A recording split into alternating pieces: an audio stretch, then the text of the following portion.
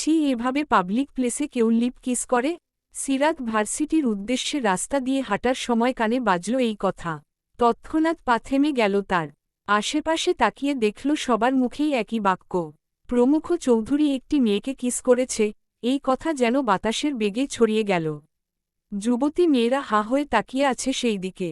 যাদের এতদিনের স্বপ্ন সেই প্রমুখ অন্য মেয়েকে নিজ ইচ্ছায় চুমু খেল। হায়, কি ভাগ্যবতী মেয়ে! এসব ভেবেও অনেকে ডিপ্রেশনে চলে যাচ্ছে। কেউ নাক ছিটকাচ্ছে, কেউ বা ছি করে নিজেদের কাজে ব্যস্ত হচ্ছে। সিরাত কাপল কুচকে বিষয়টা ভাবার চেষ্টা করল। তার পাশেই মধ্যবয়স্ক এক মহিলা অকথ্য ভাষায় একা একাই বাজে কথা বলছে। সিরাত দেনা মনা করে তাকে জিজ্ঞেস করে, এখানে কি হয়েছে আন্টি? সবার মুখেই একই বাক্য শুনছি। উদ্ধৃতি চিহ্ন। মহিলা তার কথায় নাকমুখ কুচকে ফেলল। ছি করে বলল, আর বইল না, তোমাগোর মতো মাইয়ারাই এইসব কইরা বেড়ায়। কি যুগ আইল, রাস্তা ঘাটে পোলা মাইয়া ডলাডলি করে। কেউ কিছু কইতেও পারব না, প্রতিবাদ করলেই জানের ভয় দেহাইব। আমরা যে মানুষ, ওরা এই কথা ভুইলা যায়। সিরাত আগা মাথা বুঝতে না পেরে ভ্রু উঁচিয়ে বলে, কি করেছে আন্টি? কি করে নাই এইডা কও। ওই এই পোলা, বাপের জায়গা মনে কইরা সবখানে গুতারা চিহ্ন এন্ডামি কইরা বেড়ায়। ভাব সাব এমন, ওর বাপ দাদা পুরা দেশ কিনা নিছে। সকালে একটা মাইরার মুখে সিগারেটের ধোঁয়া উড়াইছে। ওই মাইয়া হয়তো পোলার সম্পর্কে জানে না, রাগে দিচ্ছে এক তারা চিহ্ন পোপর। চোখ গরম করইরা কইছে, মেয়ে দেখলেই গু তারা চিহ্ন এন্ডামি, ছেছরামি করতে ইচ্ছে করে। মা বাবার শিক্ষার অভাব, বাসায় বোন থাকলে মেয়েদের রেসপেক্ট দেওয়া শিখতি।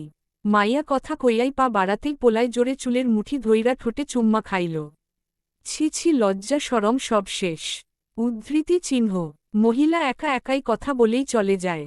সিরাত ভাবল কিছু, হাতের ঘড়ির দিকে তাকাতেই ভরগে যায়। আর মাত্র 5 মিনিট আছে ক্লাসের। একটু আগের সব কথা মাথা থেকে ঝেড়ে ভার্সিটির উদ্দেশ্যে গেল। তখনই তার সামনে বাতাসের বেগে শাসা করে প্রমুখের গাড়ি চলে যায়। ধুলা, ময়লা সব সিরাতের চোখ মুখে পড়ে। সিরাত চোখ বন্ধ করে মনে মনে বলে, চরিত্রের ছিটেফোঁটাও আজ রইল না। মিস্টার প্রমুখ চৌধুরী। উদ্ধৃতি চিহ্ন আন্ডারস্কোর। ভার্সিটি শেষে ক্যান্টিনে বসে আছে সিরাত আর সায়রা। ভার্সিটির প্রথম দিনই সায়রার সাথে বন্ধুত্ব হয় তার। সায়রা এক কাপ চা খেয়ে বলল, অ্যাসাইনমেন্ট করেছিস? নতুন টিউশনের কি খবর? সিরাত দীর্ঘশ্বাস ফেলে নরম স্বরে বলে, অ্যাসাইনমেন্ট আজ সারা রাত জেগে করব। টিউশন বোধহয় ছেড়ে দিতে হবে। আমাকে তুই বিকেল 5-6টা এই সময়ে একটা টিউশন খুঁজে দে। উদ্ধৃতি চিহ্ন। আচ্ছা দেখছি। ওই ঘটনার পরে আর যেতে হবে না। এত রাতে মেয়ে মানুষের রাস্তায় বের হওয়াই ভীষণ রিস্ক। সিরাত মাথা ঝাঁকিয়ে চেয়ারে বসল। সায়রা চায়ের বিল পরিশোধ করে। মেয়েটা সবসময় সিরাতের পাশে থেকেছে। হুটহাট নিজের জন্য জামা কাপড় কিনলে সিরাতের জন্যও একটা কিনে। সিরাত সবসময় ইতস্তত বোধ করে রাগ দেখায়। সায়রা তাকে বুঝায়, তোর বিপদের সময় পাশে থাকতে না পারলে কিসের ফ্রেন্ড হলাম? যখন তুই ভালো জব করবি ওই সময় সব শোধে আসলে ফিরিয়ে দিস। উদ্ধৃতি চিহ্ন। সিরাত জানে, সে কখনো ফিরত নিবে না। হাতের পার্সটা তুলে উঠে দাঁড়াল সে। সায়রাকে বলল, বাসায় যাবি কখন? মায়ের কয়টা ওষুধ কিনতে হবে। উদ্ধৃতি চিহ্ন। আচ্ছা যা, বাসায় পৌঁছে টেক্সট দিস। সিরাত হেসে হাঁটা শুরু করে গেইটের কাছে। তখনই এক মেয়ে তার সামনে এসে বলল, তুমি সিরাত, রাইট? উদ্ধৃতি চিহ্ন। আচমকা জিজ্ঞেস করাই খানিকটা চমকাল। এরপর মৃদু হেসে জবাব দেয়, হ্যাঁ আপু। কেন? মেয়েটি গেইটের বাইরে আঙুল দিয়ে দেখিয়ে বলল, একটি ছেলে দাঁড়িয়ে আছে, আমাকে বলে দিল তোমাকে ডেকে দেওয়ার জন্য। মেইবি তোমার কাজিন। সিরাত কপাল কুঁচকে গেইটের দিকে তাকিয়ে মেয়েটিকে ধন্যবাদ দিয়ে আসলো বাইরে। আশেপাশে নজর বুলিয়ে দেখল গাড়ি পার্কিং করে কালো শার্ট পরে সাফওয়ান দাঁড়িয়ে আছে। সিরাতকে দেখা মাত্রই হাত নেড়ে ইশারা করল তার কাছে যেতে। সিরাত মৃদু হেসে তার সামনে এসে বলে, আপনি আমার ভার্সিটির খোঁজ পেলেন কিভাবে? এসব পেতে 2 সেকেন্ডও লাগে না আমার। আফসোস, তোমার মনের খোঁজটাই শুধু পাওয়া হলো না। সাফওয়ান দীর্ঘশ্বাস ফেলে গাড়িতে বসে। সিরাত এখনও সেখানেই দাঁড়িয়ে। এই লোকটার কথায় তাকে লজ্জায় পড়তে হয়। সাফওয়ান উচ্চস্বরে বলল, আমার সাথে বাসায় গেলে সমস্যা? তোমায় পৌঁছে দিতাম। আমি একাই যেতে পারবো ভাইয়া। ভয় পাচ্ছ? Trust me. কিচ্ছু হবে না। উদ্ধৃতি চিহ্ন। সিরাত ফুস করে নিঃশ্বাস ফেলে গাড়ির গ্লাসের ভিতর মুখ নিয়ে অনুনয় করে বলল, প্লিজ ভাইয়া, আর ঋণী করে ফেলবেন না। সাফওয়ান মুখটা খুবই নিরহ করে জবাব দেয়, সরি সিরাত, একটু বেশিই ভেবে ফেলেছিলাম। ভাবলাম তোমার সাথে বসে এক প্লেট ফুচকা খাব। হাহহ, বলেই গেছিলাম, তুমি রাজি হবে না। ঠিক আছে, যাও, পরে দেখা হবে। তার কথায় সিরাতের খুব খারাপ লাগল। আমতা আমতা করে জবাব দেয়, আচ্ছা রাগ করবেন না প্লিজ, চলুন। কিন্তু বেশি সময় থাকতে পারবো না। কথা বলে উঠে বসল সাফওয়ানের পাশে। বেল্ট লাগাতেই সাফওয়ান বলল, thank you Sirat, cute baby. উদ্ধৃতি চিহ্ন। সিরাত লজ্জা পেয়ে তাকায় গাড়ির বাইরে। লোকটা খুব আইসে লজ্জা দিতে পারে। আন্ডারস্কোর। প্রমুখ মাত্রই রুমে এসে ফ্রেশ হল। দরকারি কিছু কাগজ পত্র খুঁজাখুঁজি করার সময় চোখ যায় খাটের নিচে। সেখানে একটি গলার লকেট পড়ে আছে। চোখ মুখে এক প্রকার কৌতূহল নিয়ে সে এগিয়ে যায় সেদিকে। হাত বাড়িয়ে তুলে বিছানায় বসল। এপাশ ওপাশ নিখুঁতভাবে দেখতেই চোখ আটকে যায় হাস্যোজ্জ্বল মেয়ের ছবির দিকে। প্রমুখ মেয়েটির দিকে দৃষ্টি নিক্ষেপ করে ভাবল, কোথাও দেখেছি মনে হচ্ছে। কে এই মেয়ে? মিনিট সময় ছবিটি পরখ করতেই মনে পড়ে যায় রাগে হির হির করা ঝগড়ুটে মেয়ের কথা। এই তো কয়েকদিন আগেই মুখের উপর তাকে যাতা বলে দিয়েছিল, যার জন্য সারা রাত ঘুমাতে পারেনি সে। হাতের কাছে চিহ্ন রেখে সে খুঁজল আকাশে পাতালে। প্রমুখ অধর বাকিয়ে হেসে উঠে, এবার কোথায় যাবে? তোমাকে জাস্ট এক সেকেন্ডেই খুঁজে ফেলব। ট্রাউজারের পকেট থেকে তৎক্ষণাৎ কবিরকে কল করে বলে, কবির, মাত্র 5 মিনিট সময় তোমার হাতে। ওই যে লম্বা বিনুনির মেয়েটিকে খুঁজে পেয়েছি, জলদি বাসায় আসো। কবির কিছু বলতে মুখ খুলতেই চট করে কেটে দেয় প্রমুখ। হতাশ হয় কবির, মুখে দুঃখী চেহারা নিয়ে গাড়ি স্টার্ট করে। প্রমুখ সিরাতের মুখে হাত বুলিয়ে ডেভিল হাসি দিতেই মুহূর্তেই দুভ্রু আপনা আপনি ভীষণ রকম কুঁচকে যায়। চোখে একরাশ বিস্ময় নিয়ে ভাবে, এই মেয়েটির সাথে প্রথম রাস্তায় কথা হয়েছিল। তার লকেট আমার রুমে কেন? সে এসেছিল, কিন্তু কবে? আগে কখনো দেখেছি বলে মনে পড়ছে না। তবে কি সেও 4-5টা মেয়ের মতো? না, যার মুখে অজস্র মায়া, ভদ্র সভ্য, সে কিভাবে নিজ ইচ্ছা এখানে আসবে? উফ, মিলছে না, কিছুই মিলছে না। সব হিসেব গোলমাল। উদ্ধৃতি চিহ্ন। আন্ডারস্কোর। হামিদুর রহমান অস্পষ্ট স্বরে আবল তাবল বলে যাচ্ছে, আজ 8 দিন শুধু পানি খেয়ে বেঁচে আছে। খুনের ব্যাপারে কিছু না বলায় তাকে আগের মতোই বেঁধে রাখা হয়েছে।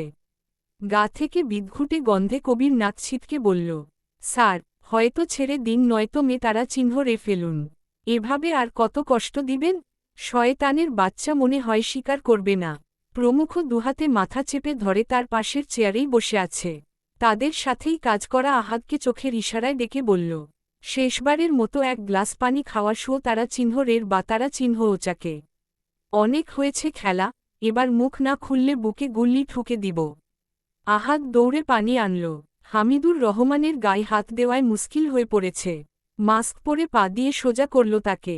মুখে গ্লাস ধরে আহাদ বলল, খাসা তারা চিহ্নলা, জীবনে ঘু তারা চিহ্ন শোয়ার পা তারা চিহ্ন পকাজে সাহায্য করার ফলে আজ তোর এই অবস্থা। উদ্ধৃতি চিহ্ন। হামিদুর রহমান পিপাসায় কাতর, চাতক পাখির ন্যায় পানির দিকে তাকায়। ঢকঢক করে মুহূর্তেই শেষ করে দিল গ্লাসের সব পানি। প্রমুখের দিকে অসহায় দৃষ্টিতে তাকিয়ে বলে, আমাকে মাইরা ফালা, এভাবে কষ্ট দিস না, আল্লাহ তোরে ক্ষমা করব না। প্রমুখ বেশ আয়েশ করে বসে গগন কাঁপুনি হাসি হাসল। একটু ঝুঁকে বলল, ছেড়ে দেব, শেষবারের মতো বলছি, কে কে ছিলি ওই রাতে? কার কথায় মামার করা মামতারা চিহ্ন লাক্লোজ করে রেখে দিয়েছিলি? মিথ্যা কাগজ ছাপিয়ে বললি গাড়ি অ্যাক্সিডেন্ট? এটাও মানা যায়? বল হামিদের বাতারা চিহ্ন ওচা নয়তো কি করবি? মাতারা চিহ্ন রবি? মাতারা চিহ্ন র।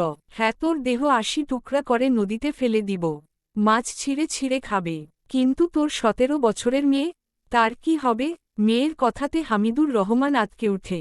মুহূর্তেই চোখ দুটি পানিতে ভিজে যায়। এবার করুণভাবে আকুতি করে বলে, দেখ, যা করার আমাকে কর, তুই আয়সার কিছু করিস না। অনেক বছর পর আল্লাহ আমারে জান্নাত দিছে, মাফ কর আমারে। ওর ফুলের মতো গায়ে বাজে টুকা দিস না। হাত জোর করে বলি। প্রমুখ ফিস করে হেসে উঠে। বেশ মজা পাচ্ছে সে। পকেট থেকে ফোন বের করে কাকে যেন কল করল। ওসির মেয়ের অপহরণের ভিডিও পাঠা। সাতারা চিহ্ন লা এখনও মুখে কুলু পেটে বসে আছে। উদ্ধৃতি চিহ্ন। জি স্যার, রাখুন, পাঠাচ্ছি। উদ্ধৃতি চিহ্ন। প্রমুখ ফোন রেখে হামিদুরের মুখের দিকে হতাশ হয়ে তাকায়। এবার দেখ আপনজনের কষ্টে কেমন লাগে। ফোনে টুং করে মেসেজ আসতেই অধর বাকিয়ে হেসে হামিদুর রহমানের সামনে ধরে ভিডিওটি। সেখানে আয়শার গায়ে লাঠির আঘাত। যন্ত্রণায় ছটফট করে নুয়ে পড়েছে মেয়েটি। চোখ নিভু নিভু করে আকুতি করছে, বাবা আমাকে বাঁচাও, মা অনেক দিন তোমার চিন্তায় না খেয়ে আছে, তুমি আসো বাবা, এরা আমাকে কলেজ থেকে তুলে এনেছে বাবা। সারাক্ষণ মা তারা চিহ্ন রতে থাকে। তোমাকে যা বলে তুমি সত্যি বলে দাও বাবা, আমার ভীষণ কষ্ট হচ্ছে, আগের মতো ফিরে আসো তুমি, আমাদের ছোট্ট ঘরটাতে আলো ফিরে আনো। তখনই চট করে ভিডিওটি বন্ধ হয়ে গেল। মেয়ের করুণ অবস্থায় চিৎকার দিয়ে উঠে হামিদুর। বুক ফেটে কেঁদে প্রমুখকে বলল, মেয়েটাকে ছেড়ে দাও বাবা, তুমি আমার ছেলের মতো। চুপ শয় তারা চিহ্ন তান। এবারও মুখ খুলবি নাকি মেয়ে তারা চিহ্ন রে দেব? বলছি, তবুও আমার মেয়েকে ছেড়ে দাও। উদ্ধৃতি চিহ্ন। ছাড়ব, বল, ভুট্টো সুলতান কেথায়? আর কে ছিল তোর সাথে? হামিদুর রহমান চোখ বুজে, সে ভাবছে, বললে কি ছেড়ে দিবে? তবুও জিজ্ঞেস করা যাক, সব কথা বললে আমাকে ছেড়ে দিবি? প্রমুখ কপাল কুঁচকে তাকায় তার দিকে। মনে মনে হেসে গম্ভীর স্বরে বলল, দিব। এবার বল, ভুট্টা সুলতানের সাথে আমার 1 মাস আগে শেষ কথা হয়। আমি জানি না এখন সে কোথায়। তার নির্দিষ্ট কোনো বাড়ি নেই, সব জায়গায় ঘুরে বেড়ায়, নিজের পরিচয় গোপন করে। ওর আসল নাম কি কেউ জানে না, এক এক জায়গায় এক এক নাম ব্যবহার করে। ওই দিন আমার কাছে হাঁপাতে হাঁপাতে এসে বলল, পালাও, ও তারা চিহ্নসি সে ফিরে এসেছে। সবাইকে মেরে ফেলবে, সবাইকে, যত তাড়াতাড়ি পারো পালাও। আমি বিরক্ত হয়ে তার কথা পাত্তা দেইনি। সে আগের মতোই দৌড়ে কোথায় যেন চলে যায়। হাজার ডাকলেও থামেনি। তবে আমি এইটা বলতে পারি, তার সাথে আমি কুমিল্লার আটাবাড়ি গ্রামে একটি ভাঙা টিনের ঘরে দেখা করতাম। সেখানেই অনেক সময় পড়ে থাকত সে। এমনভাবে চলাফেরা করে, দেখে মনে হবে ভি তারা চিহ্ন খাড়ি। কুমিল্লার সবাই মতিন পা তারা চিহ্ন গল, ফ তারা চিহ্ন কির হিসেবেই চিনে। আর এটাই ওর প্লাস পয়েন্ট। আমিও নর্মাল পোশাকে ওর সাথে দেখা করতাম। এর থেকে বেশি কিছু জানি না। উদ্ধৃতি চিহ্ন। কথা বলে সে বড় শ্বাস নিল। এরপর আবারও বলল, হ্যাঁ, ভুট্টোকে দিয়ে কেউ একজন কাজ করাতো। সে সবসময় লুকিয়ে থাকে। তোমার বাবা মা যেদিন মারা যায়, সেই ট্রাকে বসেছিল ভুট্টো। ইচ্ছে করেই কারো নির্দেশে পিষে দেয় সে। প্রথমে গাড়িটি ভেঙে গেলেও তোমার মা বাবা বেঁচে ছিল। এরপর 3 বার সেই গাড়িকে ধাক্কা মাতারা চিহ্নরে। ফলে শরীরের অংশ ছিন্নভিন্ন হয়ে যায়। তার সবাই ভাবে মারাত্মক রোড অ্যাক্সিডেন্ট।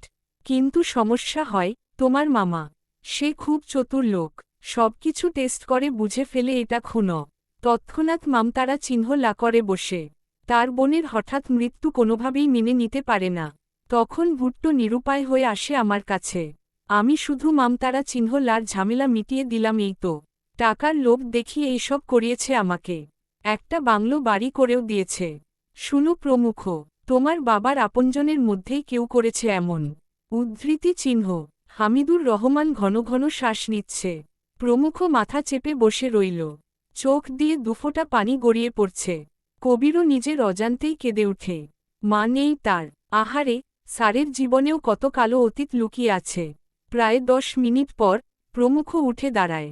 কবিরের দিকে তাকিয়ে বলে, আমাকে বাসায় নিয়ে চল। আর হামিদুর রহমান পা তারা চিহ্ন করেছে। তার বেঁচে থাকার অধিকার নেই। মে তারা চিহ্ন রে ফেলকু তারা চিহ্ন তোত্তার বাউচাকে। আমার বাবা মায়ের মতো জঘন্য মৃত্যু দিবি। তিলে তিলে মা রবি। সকালেই লাশ ফেলে আসবি পদ্মা নদীতে। আয়েশাকে ছেড়ে দিস। মেয়েটা তার বাবার পা তারা চিহ্ন পের শাস্তি পেল। তাকে বলিস, হামিদুর রহমান রাতে নে তারা চিহ্ন সাকরে বাসায় ফিরার উদ্দেশ্যে বাড়ি ফিরার সময় এক জন্তুর হাতে পড়ে তাকে ছিঁড়ে খায় সেই জন্তু। উদ্ধৃতি চিহ্ন। আহাদ সম্মতি জানিয়ে গাড়িতে পৌঁছে দেয় প্রমুখকে। কবির ড্রাইভ করছে। আহাদ ফিরে এসে তারা চিহ্নরি হাতে নিয়ে এগিয়ে যায় হামিদুরের দিকে। চেয়ারে বাঁধা দুহাতেই চট করে ছুরি বসিয়ে দেয়। ব্যথায় হামিদুর রহমান গলা কাটা মুরগির মতো ছটফট করে। আহাদ হেসে উঠে, এবার গলা বরার তারা চিহ্নরি ধরে একটানে কেটে ফেলে গলা। টোবব গিয়ে রতারা চিহ্ন তো ছলকে তার মুখে পড়ে থু থু ফেলে একের পর এক ঘাউ বসায় বুকে, বাহুতে আর পায়। তার সামনে কয়েকটি ছেলে ভয়ে থরথর করে কাঁপছে। কেউ ঘৃণায় বেরিয়ে গেল। মুহূর্তেই হামিদুর রহমানের লাতারা চিহ্ন সধপ করে পড়ে রইল আবর্জনার ময়লা মাটিতে। পাপের শাস্তিতে হল তার ভয়ঙ্কর মৃতারা চিহ্ন তত্ত্ব। যে মৃতারা চিহ্ন তত্ত্ব দেখলে একজন সাধারণ মানুষেরও বুক কাঁপে, মস্তিষ্কে কাজ করা বন্ধ করে দেয়। পূর্ণিমা রাত, আকাশে সাদা থালার মতো চাঁদ উঠেছে। মাগরিবের পরপরই চাঁদ তার আলো ছড়ানো শুরু করে চারপাশে। রাত ৮টায় সিরাত টিউশন শেষে উঠে দাঁড়াল। সকাল থেকেই ভেবে রেখেছে ছাত্রীর মাকে বলে দিবে, এত রাতে টিউশন পড়ানো সম্ভব নয়। সিরাত বর্ষর দম নিয়ে সামনের স্টুডেন্টকে বলল, আন্টি কোথায়? উদ্ধৃতি চিহ্ন। মেয়েটির মনোযোগ ছিল নোট খাতায়। সিরাতের কথায় তার মনোযোগে ছেদ ঘটল। শীতল চোখে তাকিয়ে জবাব দেয়, রুমেই বোধ হয়। কেন ম্যাম, ডাকো একটু। কথা ছিল। মেয়েটি মাথা নাড়িয়ে উঠে যায়। সে ভাবছে তার নামে কোনো কমপ্লেন করবে না তো। মাত্র ৪ দিন হলো পড়ছে, এর মাঝেই কি হলো? মস্তিষ্কে ভাবনা নিয়ে মায়ের রুমে উকি দিয়ে দেখল কি করছে তার আম্মু। কথায় একটু জোরতা নিয়ে বলল, আম্মু, ম্যাম ডাকছে। মধ্যবয়স্ক মহিলাটি মেয়ের কথায় এক পলক তাকায়। ক্ষীণ কণ্ঠে উত্তর দেয়, পড়া শেষ? ঘন ঘন মাথা উপর নিচ করল মেয়েটি। মহিলা উঠে এসে বলল, চলো। উদ্ধৃতি চিহ্ন। সিরাত ফোন হাতে নিয়ে ঘাটাঘাটি করার মধ্যেই মহিলাটি জিজ্ঞেস করে, আমাকে ডেকেছ? চট করে তাকায় সিরাত। মিষ্টি হেসে কিছুটা ইতস্তত বোধ করে বলল, জি আন্টি, আসলে রাতে পড়ানো আমার জন্য খুবই রিস্ক। বিপদ তো বলে কয় আসে না। মেয়ে মানুষ বুঝেনি। এখন আমি বলতে চাচ্ছিলাম, কাল থেকে মীরাকে পড়াতে পারব না। উদ্ধৃতি চিহ্ন। সিরাতের কথা শুনে ভ্রু কুঁচকে গেল মীরার মায়ের। তখনই সিরাত আবার বলল, সমস্যা নেই, আমি একজনকে বলে রেখেছি, সে এসে পড়াবে। আমার ভার্সিটির সিনিয়র ভাইয়া, উনি বেশ ভালো পড়ায়। তাছাড়া আমার থেকেও মেধাবী। আপনি বললে কাল আসতে বলবো, তখন না হয় যাচাই বাছাই করবেন। এবার মীরার মা অল্প শান্ত হল। তার চোখ মুখ শীতল। সিরাত তারা চিহ্ন চোখে এক নজর দেখে বুঝল মহিলাটি নরম হয়েছে। একটু নড়েছে উনি মুখ খুললেন, ঠিক আছে, তবে কাল আসতে বলবে। আমি মেয়ের ব্যাপারে খুবই সিরিয়াস। আর বেতনটা নিয়ে যেও। সিরাত হাত উঠিয়ে না না করে বলল, না আন্টি, বেতন লাগবে না, আমি মীরাকে ৪ দিন এমনি পড়িয়ে দিলাম। উদ্ধৃতি চিহ্ন। সিরাত উঠে পার্স কাঁধে নিয়ে মীরাকে আদর করল। মিষ্টি করে বলল, আসসালামু আলাইকুম আন্টি, আজ আসি, আবার কোনো একদিন দেখা হবে। মীরা হাসল। ৪ দিনে এই মিসকে তার মনে ধরেছিল, কিন্তু এভাবে না করে দিবে কখনো ভাবেনি সে। সিরাত গেইটের বাইরে এসে আকাশের দিকে তাকায়। চাঁদটা তার আলোয় ভরিয়ে দিয়েছে চারপাশ। ছোট্টবেলায় মনে করত তার পিছন পিছন চাঁদ ঘুরঘুর করে। সে যেদিকে যায়, চাঁদও সেদিকে। অল্প হেসে রিকশা খুঁজল আশেপাশে। ওই তো একটি লোক বসে আছে। সিরাত হাত উঠিয়ে ডাকল তাকে। রিকশায় উঠে চিন্তা করল মায়ের কথা। তার মা কবে ভালো হবে? মুহূর্তেই চোখ মুখ কালো হয়ে যায় তার। ভাবনার অতলে ডুবতেই চোখে ভাসল সাফওয়ানের মুখ। ছেলেটি আজ ফুচকা খাওয়ার সময় চোখ মুখ কুঁচকে রেখেছিল। অতিরিক্ত টক আর ঝাল সহ্য করতে পারে না বিধায় এই অবস্থা। সিরাত তখন তাড়াহুড়ো করে সাফওয়ানের মুখে ফু দিয়ে বলল, কি হয়েছে? আপনি এমন করছেন কেন? সাফওয়ান মুখের ফুচকা কোনোমতে খেয়ে শুষ পেরে জবাব দেয়, প্রচুর ঝাল। এসব খাও কিভাবে? ইস, এত টক, চাপা ভেঙে গেছে। তার বাচ্চাদের মতো কথা শুনে প্রথমে খানিকটা ভড়কে যায় সিরাত। মিনিট ২ পর হাসি চেপে রাখতে না পেরে উচ্চস্বরে হেসে উঠে সে। হাতের প্লেট রেখে অজান্তেই হাসতে হাসতে সাফওয়ানের বাহু ধরল। সাফওয়ান থতমত খায় তার হাসিতে। একটি মেয়ের হাসিও এত সুন্দর হয়? এক দৃষ্টিতে মৃদু হেসে সেও তাকায় সিরাতের ধরে রাখা সেই বাহু। মুহূর্তেই মুখে ফুটে উঠল রহস্যময়ী হাসি। সে তাকিয়ে রইল অনিমেষ। সিরাতের হাসির মাঝেই চোখে চোখ পড়ল। সাফওয়ান মাত্রা অতিরিক্ত ঝাল খেয়ে চোখ লাল হয়েছে নিমেষে। সেদিকে তাকিয়ে সিরাত চমকে যায়। তৎক্ষণাৎ মুখ পাঞ্চে আকার ধারণ করে হাতের দিকে তাকায়। ভয়ে পেয়ে যায় সে। নিজের অজান্তেই কখন সাফওয়ানের বাহু ধরে রইল। তার এই লোক এভাবে ঘায়েল করা দৃষ্টিতে তাকিয়ে আছে কেন? সিরাত গলা খাকড়ি দিয়ে দূরে সরে যায়। সাফওয়ান ঠোঁট কামড়ে হেসে উঠে যায় অদূরে। এই মেয়েটির আগাগোড়া সব নজরকাড়া। ভালোবাসায় মুড়িয়ে রাখার মতো মায়াবী চোখের মালিক। প্রমুখ রেডি হচ্ছে কুমিল্লা যাওয়ার উদ্দেশ্যে। যে করেই হোক ভুট্টোকে খুঁজতে হবে। আয়নার সামনে নিজেকে দেখে শীষ বাজাল। মনে মনে বলল, হায়, এত সুন্দর হতে কে বলেছিল তোকে? উদ্ধৃতি চিহ্ন। মৃদু বাঁকা হেসে পারফিউম দিয়ে শার্টের হাতা গুটিয়ে নিল। সার্ভেন্টকে ডেকে বলল, নাস্তা নিয়ে এসো। দেরি হয় কেন? মেয়েটির নাম জুলেখা, বয়স 17 ছুঁই ছুঁই। গত 3 বছর ধরেই প্রমুখের বাসায় দেখাশোনা করে। মেয়েটির মা বাসায় বাসায় কাজ করার ফলে সেও এ বাসার খোঁজ পায়। তখন থেকেই মেয়েটি এখানে থাকছে। প্রমুখ নিজের বোনের মতো আগলে রেখেছে তাকে। স্কুলে ভর্তি থেকে শুরু করে দায়িত্বও কাঁধে নেয়। জুলেখা হাতে করে জুস আর কলা এনে বলল, ভাইজান চা কইরা দিমু? প্রমুখ জুসের গ্লাসে চুমুক দিয়ে জবাব দেয়, না, তোর স্কুল নাই? উদ্ধৃতি চিহ্ন।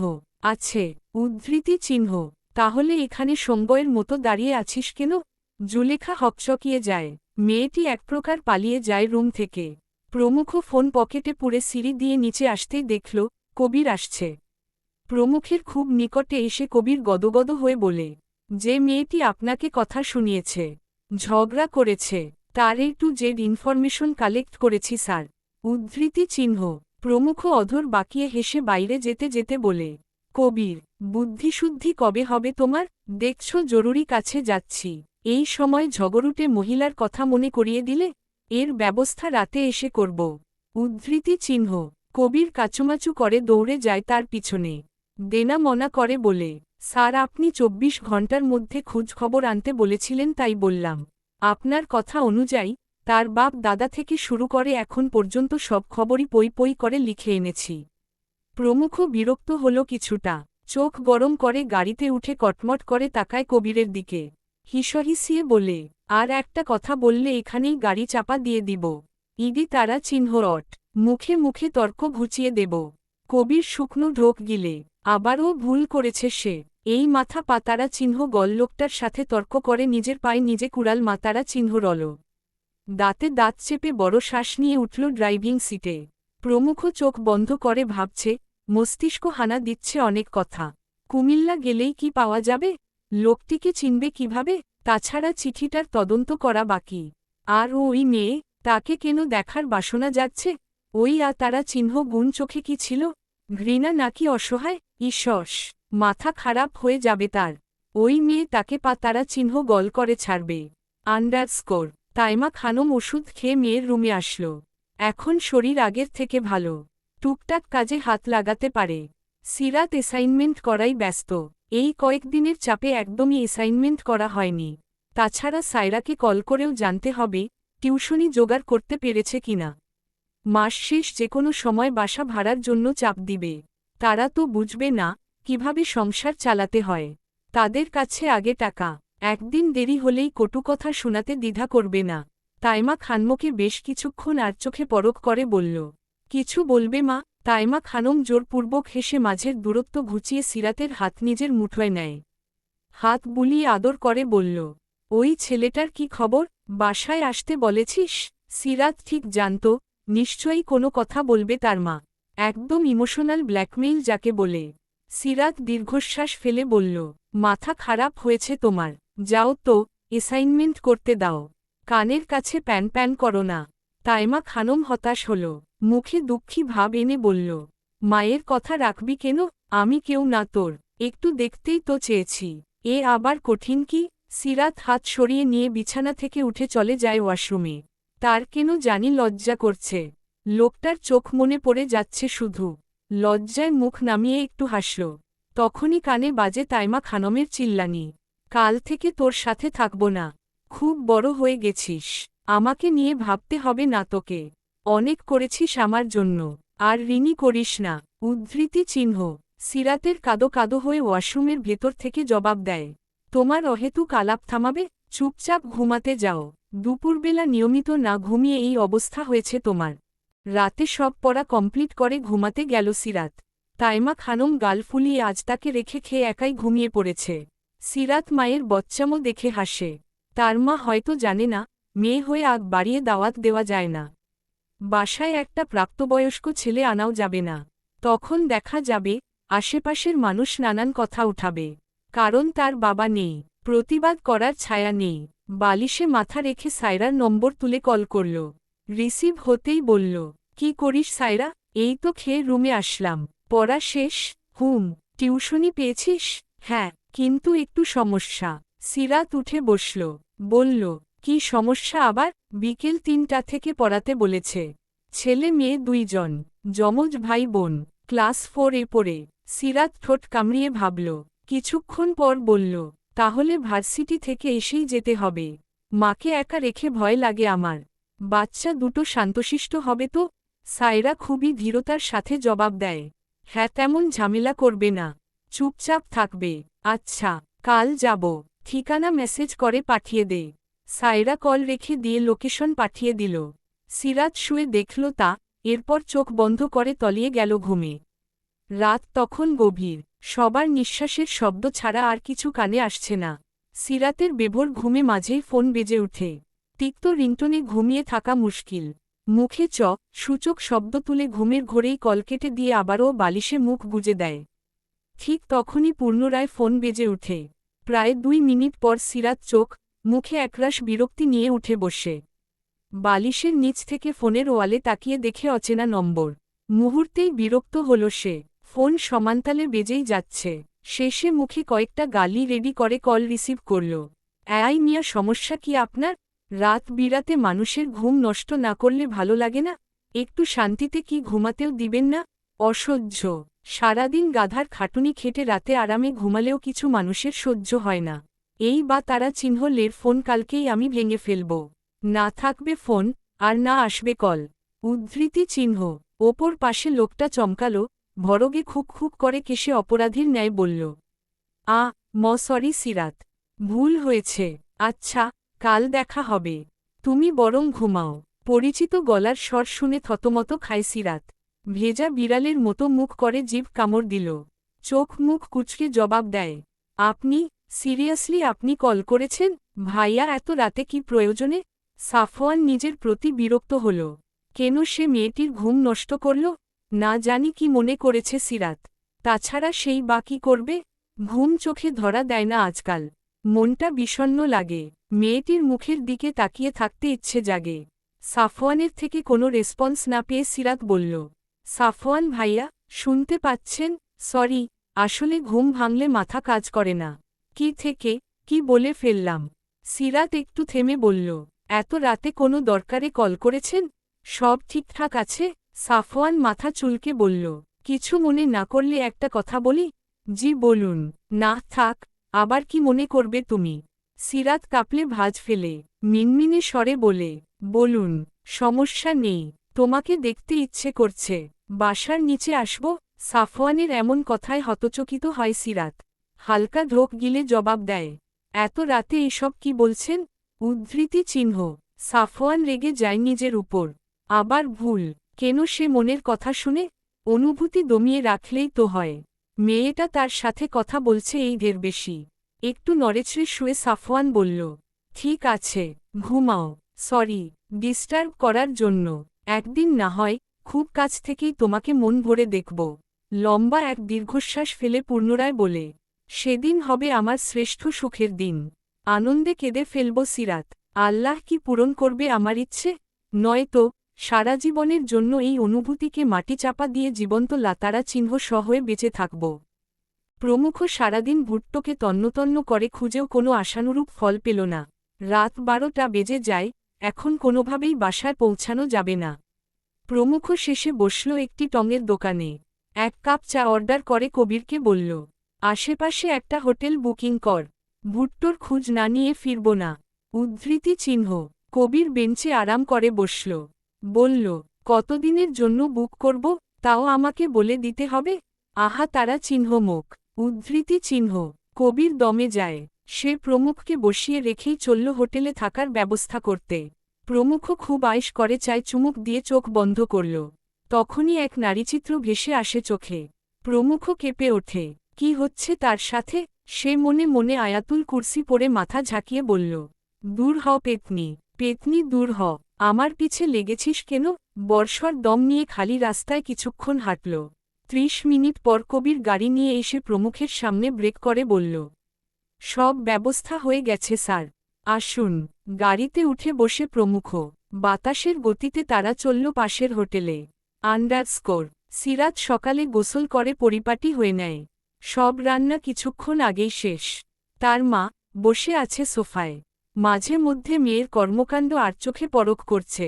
সিরাত বিষয়টি খেয়াল করে ঠোঁট টিপে হাসে।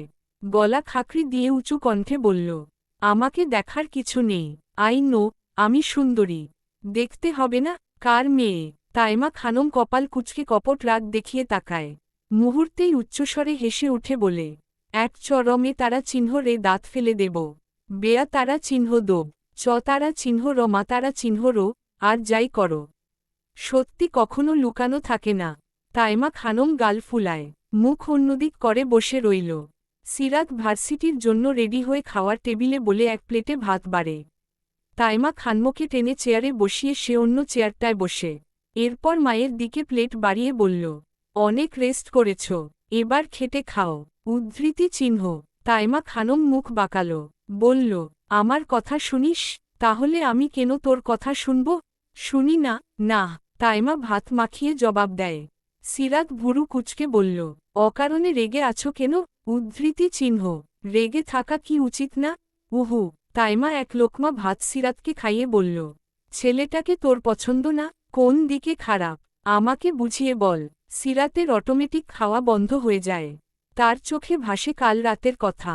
সাফওয়ান যখন উল্টো পাল্টা কথা বলল তখন লজ্জায় সিরাত কলকে তারা চিহ্নটে দেয়। বালিশে মুখ গুজে পড়ে রইল অনেকক্ষণ, এরপর ছোট্ট টেক্সট পাঠিয়ে বলল, কাল ভার্সিটির সামনে থাকবেন। কথা আছে। আজ ঘুমাই। বাই। মায়ের মৃদ ধাক্কায় হুঁশ ফিরে তার। কিছুটা অপ্রস্তুত হয়ে চোখ পিট পিট করে বলল, কি বলছিলে? আবার বলো। তাইমা রেগে যায়। প্লেট টেবিলে রেখে উঠে পড়ল তৎক্ষণাৎ। এতক্ষণ কাকে কি বুঝালো সে? কোন ভাবনায় ডুবে থাকে? হাত ধুয়ে রুমে যেতে যেতে বলে, কথায় মনোযোগ থাকলে একবারেই শুনতি। প্রায় 10 বার বললাম, তাও বলছিস শুনিসনি? তবে কখনোই শুনবি না তুই। যা, ভার্সিটি চলে যা। সিরাত হালকা ঢোক গিলে চোখ বন্ধ করে হাতমুষ্টি বদ্ধ করে বিড়বিড় করল, সাফওয়ান আমার মাথাটা আপনি এলোমেলো করে দিচ্ছেন। জাস্ট অসহ্য ব্যথা বানিয়ে দিচ্ছেন। সিরাতের খাওয়া হলো না আর। রুম থেকে ব্যাগ কাঁধে নিয়ে ওয়াটার বোতল তুলে নেয়। আজ নতুন টিউশনেও যেতে হবে। রাস্তায় সাফওয়ানের সাথে তখন না হয় আলাপ করতে করতে যাওয়া যাবে। মেইন দরজা এসে বলল, মা, দরজা লাগিয়ে দাও। আজ নতুন টিউশন আছে। ফিরতে বিকেল হবে। উদ্ধৃতি চিহ্ন। রিকশায় উঠে ভার্সিটিতে পৌঁছে যায় সিরাত। হন্তদন্ত হয়ে সিঁড়ি দিয়ে ক্লাসে প্রবেশ করতে একটি মেয়ের সাথে ধাক্কা পড়ে যায় সে। সিরাত চমকে যায়, তার ঠিক মনে আছে মেয়েটির থেকে বেশ দূরত্ব রেখেই যাচ্ছিল সে। তবুও ক্লাস টাইম শুরু হয়ে যাওয়ায় গায়ের কাপড় ঝাড়তে সেই মেয়েটি ব্যথাতুর গলায় বলল, সরি, আসলে দেখতে পাইনি। সিরাত উঠে দাঁড়িয়ে জবাব দেয় মিষ্টি হেসে, ইট ওকে, আমারই ভু। কথা শেষ করতে পারল না সিরাত। কারণ সামনের মেয়েটিকে সে চিনে। শুধু সিরাত নয়, বরং এই ভার্সিটি ও বাইরের মানুষও চিনে। সিরাত শক্ত করে দাঁড়াল। মেয়েটির চোখে কালো দাগ বসে গেছে। সিরাত চট করে বলল, তুমি ঠিক আছো? সরি আপু, আসলে আমারই ভুল। উদ্ধৃতি চিহ্ন। মেয়েটি হাত বাড়িয়ে থামতে বলল। সিরাত এবার একটু সাহস নিয়ে বলল, আমি যদি মিথ্যা না হই, তবে তুমি কি সেই মেয়ে যার সাথে প্রমুখ চৌধুরী বিশ্রী কাণ্ড ঘটিয়েছে ভরা রাস্তার মাঝে? মেয়েটি তাচ্ছিল্যের হাসি হাসল, অধর বাঁকিয়ে হেসে কথাটি এড়াতে চায়। সিরাত নিজের ভুল বুঝল। মেয়ে মানুষের মন ফুরবল, এভাবে বলা ঠিক হয়নি। শেষে খুবই কাতর হয়ে সিরাত বলল, ক্ষমা করবেন আপু, ওই ছেলেটাকে আমি সহ্য করতে পারি না। তার লজ্জার ছিটেফোঁটাও নেই। সে রাস্তাঘাটে যা করে বেড়ায় তা নিজের কাছে সেটাই ঠিক। অথচ কেউ প্রতিবাদ করতে গেলেই যা তা করে বসবে। আপনাকে চুমু খেয়ে রাস্তায় যে অসম্মান করল, সেটা কেউ দেখবে না। দোষ পড়বে সেই আমাদের মেয়ের উপর। আমরাই দোষী। উদ্ধৃতি চিহ্ন। মেয়েটি তাড়াহুড়ো করো সিঁড়ি বেয়ে নেমে যেতে যেতে বলে, সমস্যা নেই, এসব ভুলাই শ্রেয়। আমি শক্ত আছি এই অনেক। তার শাস্তি সে পাবে। সিরাত আফসোস করল, কাল মেয়েটির জায়গায় যদি সে থাকত তখন উপায় না হোক, তবুও বলা তো যায় না। হঠাৎ কিছু মনে পড়তেই সিরাত চেঁচিয়ে উঠে, আপু তোমার নামটাই তো জানা হলো না। মেহরিমা মেহু। ধন্যবাদ আপু, আমি সিরাত। কোনো দরকার পড়লে অবশ্যই জানাবে। কথা বলেই আলতো হেসে ক্লাসের উদ্দেশ্যে পা বাড়ায়। এই সমাজে কিছু হলেই মেয়েদের দোষ। ছেলের কারণে তারা চিহ্ন ভোর্স হলেও মেয়েদের দোষ। প্রেমে ব্যর্থ হলেও সেই মেয়ে। শুধু মেয়ে আর মেয়ে। মেহুর জায়গায় সিরাত হলে, ভার্সিটি তো দূর, ডিপ্রেশনে সুইসাইড করতেও দুইবার ভাবত না। কারণ তার মন ফুটবল। মেয়েটি ভাগ্যিস প্রতিবাদী, শক্ত ধাঁচের, নয়তো প্রমুখের মতো ছেলেকে তারা চিহ্ন পোপর মাতারা চিহ্নর আর সাহস দেখায়। আন্ডারস্কোর। ভার্সিটি শেষ করে রাস্তায় সাফওয়ানের জন্য অপেক্ষা করছে সায়রা আর সিরাত। প্রায় 10 মিনিট দাঁড়িয়ে থেকে সায়রা বলল, ভাই, আর কতক্ষণ? টিউশনি করাতে যাবি না? বিরক্ত। ওই ব্যাটা আসছে না কেন? সিরাত ঠোঁট এলিয়ে ঘড়ির কাঁটায় চোখ দিয়ে বলল, কি জানি, আর 10 মিনিট অপেক্ষা করি। ফোন দে। ঘোড়ার ডিম। ভালো কথা মনে করছিস। সিরাত কল করল সাফওয়ানের নম্বরে। প্রথমবার রিং হতেই সাফওয়ান বলল, একটু অফিসে যেতে হলো আজ, তাই দেরি করেছি। সিরাত জাস্ট 2 মিনিট, আমি আসছি। আচ্ছা, জলদি আসুন। সিরাত ফোন কেটে অসহায় চোখে তাকায় সায়রার দিকে। সায়রা ভ্রু কিঞ্চিত করে বলল, সমস্যা কি ভাই? ব্যাটায় আসবে না? সিরাত হঠাৎ চিল্লিয়ে সায়রাকে জড়িয়ে ধরে বলল, জাস্ট 1 মিনিট, সে আসছে। সায়রা ভরকালো, কিছুটা অপ্রস্তুত হয়ে নড়েছে দাঁড়ায়। এরপর ঠোঁট টিপে হেসে টিপ্পনিকে তারা চিহ্নটে বলল, ও মা, এই কয়েকদিনেই সে হয়ে গেল? হায় হায়, তবে কি ভাবব? ভাইয়া থেকে সাইয়া হওয়ার চান্স আছে? সিরাত লজ্জা পেয়ে সায়রার বাহুতে মৃদু ধাক্কা নিয়ে বলে, যা, সবসময় দুষ্টু কথা। উদ্ধৃতি চিহ্ন। সায়রা খিলখিল করে হেসে উঠে। তখন তাদের সামনে দ্রুত গতিতে একটি লাল গাড়ি জোরে ব্রেক কষে থামে। সিরাত রাস্তার ধুলোয় চোখ বন্ধ বন্ধ করে রয়। তখনই দরজা খুলে সাফওয়ান বলল, গাড়িতে উঠো সিরাত। উদ্ধৃতি চিহ্ন। শুধু সিরাতকে নিয়েই ঘুরে বেড়াবেন? অন্য নারী কণ্ঠ কানে যেতে সাফওয়ান কাপল কুচকে তাকায়। ততক্ষণে সিরাত চোখ খুলে সোজা হয়ে দাঁড়িয়েছে। সাফওয়ান মারাত্মক হেসে বলল, জি ছোট বোন, আপনিও আসতে পারেন। আপনি আমাকে চিনেন? সাফওয়ান এক পলক সিরাতের দিকে তাকায়। অধর বাঁকিয়ে হেসে বলল, চিনব না? এত সুন্দর মেয়ের পাশে তার প্রাণের সখী না হয়ে কে হবে? মশিউর আপনি সিরাতের বেস্ট ফ্রেন্ড, তাই না মিস সিরাত? সাফওয়ানের মুখে নিজের নাম শুনে কিছুটা অপ্রস্তুত হয়ে যায় সিরাত। সায়রা খিলখিল করে হাসছে। সিরাত মাথা ঝাঁকিয়ে বলল, জি ঠিক বলেছেন। উদ্ধৃতি চিহ্ন। তবে আসুন দুজন, এই অধমের গাড়িতে উঠে ধন্য করুন। ঠিক করে হেসে উঠে দুই বান্ধবী। সাফওয়ান ঘোলা চোখে তাকিয়ে রয় সিরাতের হাত থেকে দাঁত বের করে হাসির দিকে। সায়রা সিরাতকে উঠিয়ে দিল গাড়িতে। এরপর সাফওয়ানকে বলল, আজ আমার তাড়া আছে। আমার বান্ধবীকে আপনার কাছে জমা রাখলাম। কিছু হলেই তারা চিহ্ন লিসে ধরিয়ে দিব বলে রাখলাম। আমার চাচ্চু কিন্তু তারা চিহ্ন অফিসার। সায়রার সিরিয়াস কথায় সাফওয়ান ভরগে যায়। সিরাত ওর দিকে চোখ গরম করে তাকায়। তারা চিহ্ন ওচর মেয়ে সবসময় দুষ্টুমি করার ধান্দা। সাফওয়ান অবাক হয়ে গোল গোল চোখে তাকায় সায়রার দিকে। হাঁটুর বয়সী মেয়ে তাকে থ্রেট দিচ্ছে, তাও আবার তারই ভালোবাসার মানুষের কিছু হলে ভুলেও সে কিছু হতে দিবে না।